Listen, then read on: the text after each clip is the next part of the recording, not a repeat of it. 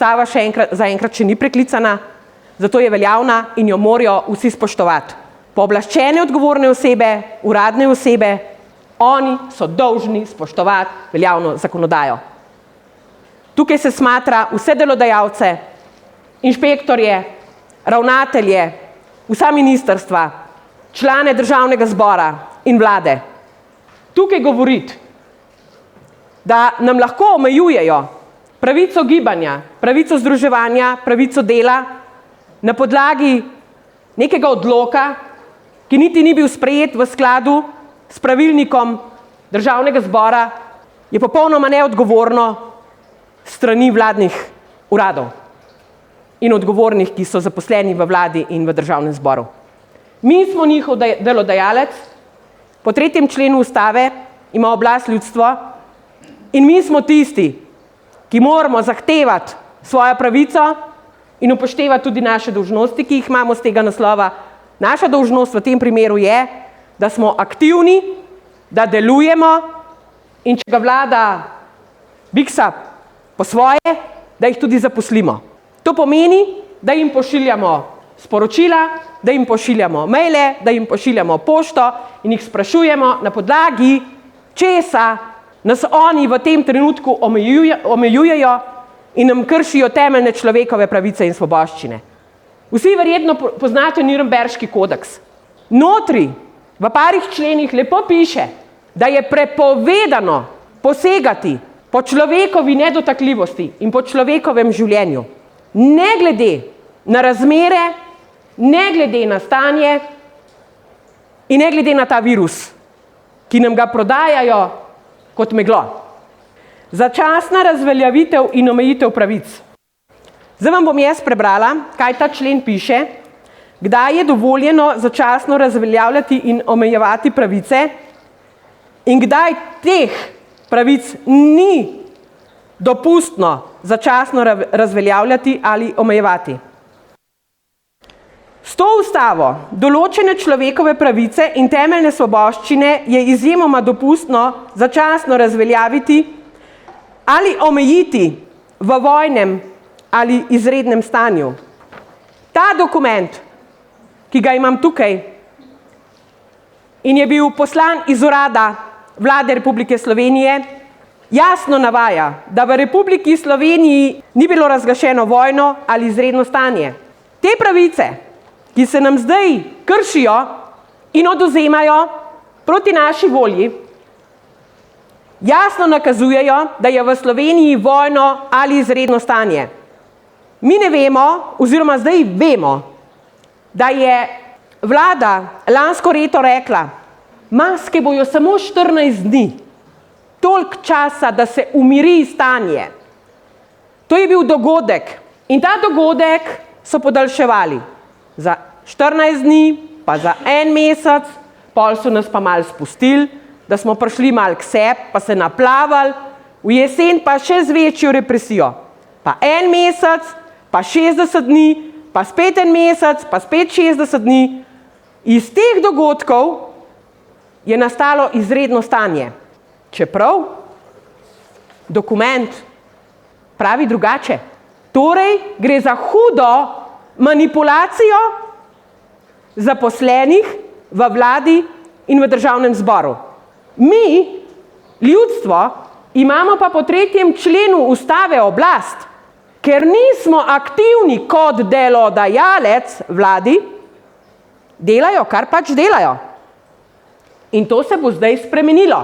Če ima ljudstvo v Sloveniji oblast, bomo upoštevali 3. člen Ustave in ker je Republika Slovenija s 3.a členom del suverenih pravic z mednarodno pogodbo prenesla na mednarodne akte, bomo upoštevali tudi Ženevsko konvencijo in vse ostale konvencije in mednarodne pogodbe, katerih so podpisnica je tudi Republika Slovenija.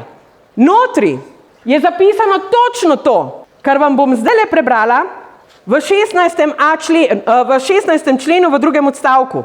Določba prejšnjega odstavka ne dopušča nobenega začasnega razveljavljanja ali omejevanja pravic določenih v 17., 18., 21., 27., 28., 29. in 41. členu. Kaj pravi 17. člen? To vse piše tudi v teh mednarodnih pogodbah. Človekovo življenje je nedotakljivo. 18. člen. Prepoved mučenja. Nihče ne sme biti podvržen mučenju, nečloveškemu ali ponižujočemu kaznovanju ali ravnanju. Na človeku je prepovedano delati medicinske ali druge znanstvene poskuse brez njegove svobodne privolitve.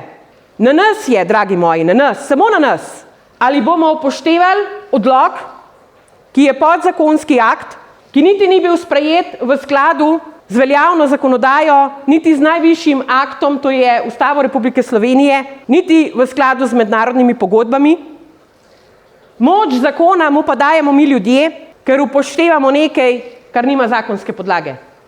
In dokler se mi kot ljudstvo ne bomo zavedali moči, ki jo imamo po 3. členu Ustave, dokler se te moči, ta moč ne bo usidrala v naša srca, v našo bit, toliko časa bomo izpostavljeni terorju režima, sistema, ki si lasti vso pravico nad nami, čeprav, če mi rečemo ne in ustavimo javno življenje, lahko naredimo takoj vsemu konec. Trgovine brez ljudi ne morejo funkcionirati, delodajalci brez ljudi ne morejo delati, kmetje, če ne bomo predelovali hrane, jo ne bomo mogli preživeti in če mi to ustavimo, je takoj konec. Na nas je, dragi moji, na nas. Vse imamo, vse, čudovito zapisano. Prepovedano je delati medicinske poskuse. Na nas pa je, ali bomo pri tem sodelovali ali ne. Čeprav vladne službe pritiskajo z odlokom, da ga je treba spoštovati, da mu je treba dati veljavo, v čemer pa jaz osebno ne vidim nobenega potenciala. Zakaj ne? Vsak podzakonski akt mora biti usklajen z veljavno zakonodajo, z mednarodnimi pogodbami in najvišjim upravnim aktom oziroma najvišjim zakonodajnim aktom, ki je v neki državi, to je pa ponavadi Ustava. In ta odlok ni bil sprejet s temi akti. To sem zdaj že nekajkrat ponovila, da si boste zapomnili, ne zaradi drugega.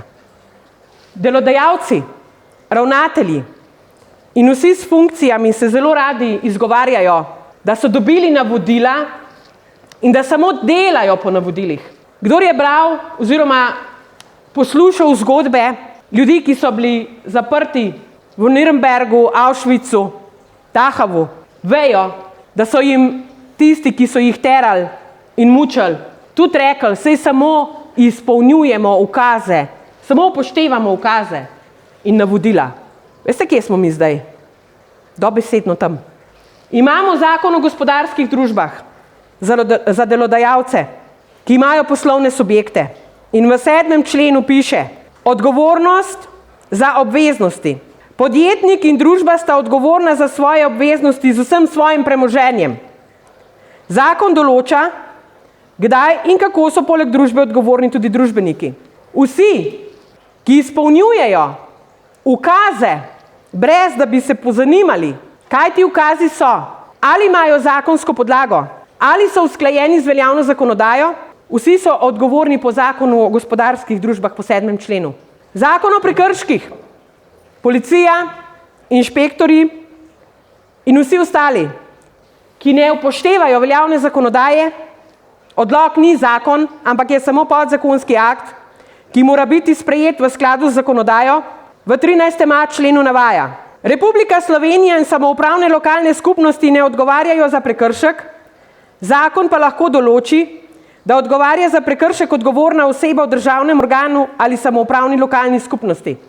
26. člen Ustave o pravici do povračila škode.